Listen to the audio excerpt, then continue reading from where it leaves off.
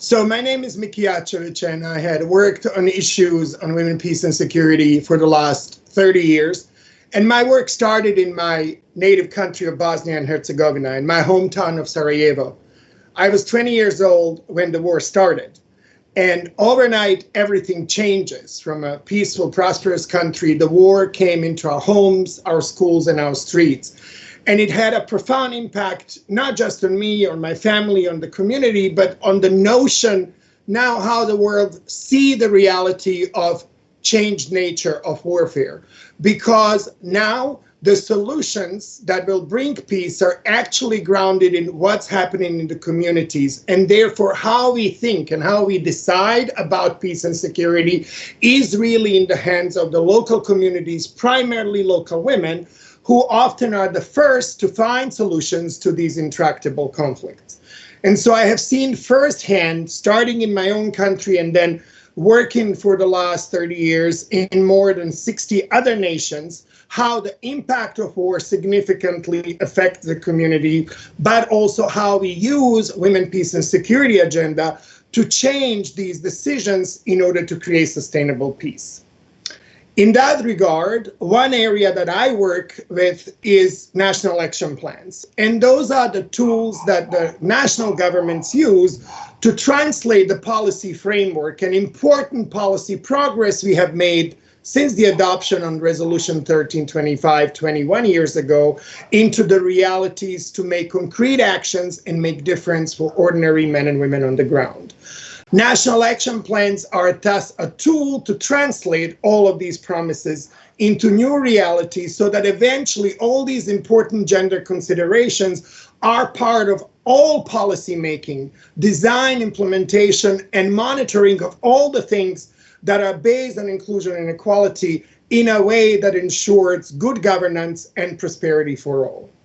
National action plans are obviously a tool. They are not a perfect tool, but for the last 15 years in particular, I've had a great privilege of working mostly with governments, in some countries also with civil society, to create the political will, then to design and implement the plans and look into their impact. And what we have seen is, again, significant progress.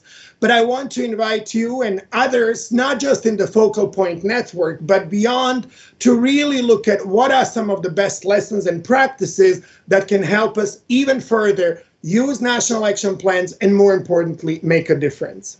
In that regard, we had worked on a platform that is essentially something called high impact national action plans. So how do we turn these processes in these documents that sometimes could just be a paper on the shelf into really a living, breathing tool that, again, policymakers, government officials, and ordinary citizens can use to create a peaceful society? The impact has 6 frameworks. One starts with the political will. And right now, literally this week, I'm working with the governments of Sudan and Libya that are currently going through a major transition. And as a first statement of their own political will towards more equal and inclusive society, they have prioritized creation of the National Action Plan. And therefore, this political will is critical at this higher level, such in these countries, but also at the level of focal point networks, which is, again, civil servants, technical experts, people working at various levels of different ministries who are then able to take this political directive and include it into their own operational plans. Second is design. So how do we plan for results? How do we use modern management technologies and techniques to really focus on what is the difference that we want to make? And in that sense, for example, the government of Uganda is really doing quite innovative work right now in their 3rd National Action Plan that includes not only the overall strategic document, but also operational plan for each ministry, monitoring and evaluation plan with specific indicators, a communication plan, as well as plan to resource the implementation. The third element of that high impact framework is coordination, which is a critical component because people often, focal points and others across the governments, know how it is actually a challenging task to coordinate in general within your own ministry. But imagine for something like women, peace and security, you need to involve some hard ministries such as defense, interior, ministry of security, border patrols, etc. And then ministry of social welfare, ministry of women's affairs, ministry of development. So it's quite a large contingent of government actors that need to be involved and coordinated. And so several tools and methodologies have been really invented, creating a steering committee such as we know exists from places like Afghanistan to Canada to Nepal. The fourth element is civil society inclusion, which is, of course, critical in all the stages from consultations. And what we have seen, for example, in a country like Jordan, civil society was a key partner to government doing consultations across the country, including the refugee camps, to really get the insights of what are the key problems and what can be the way that both civil society and government can tackle these issues together.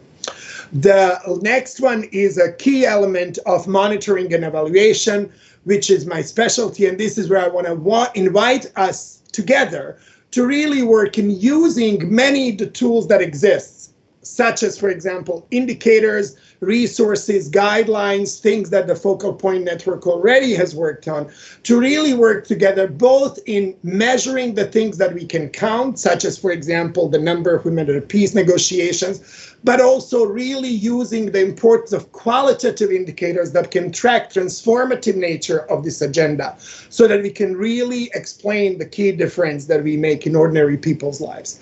And then finally, and in ways also quite importantly, is resourcing, not just obviously critically important financial resources, but even more human and technical resources, which are so critical towards the implementation. So finally, I want to conclude again by inviting us to jointly build on the resources we have developed over the last 10 years, work together, understand both the importance that all countries should have the national action plans. We are almost at 100, and we can all do better, but also focus on the key implementation. And I will close with the example of Liberia, where I worked originally on the National Action Plan right after the big transition in that country.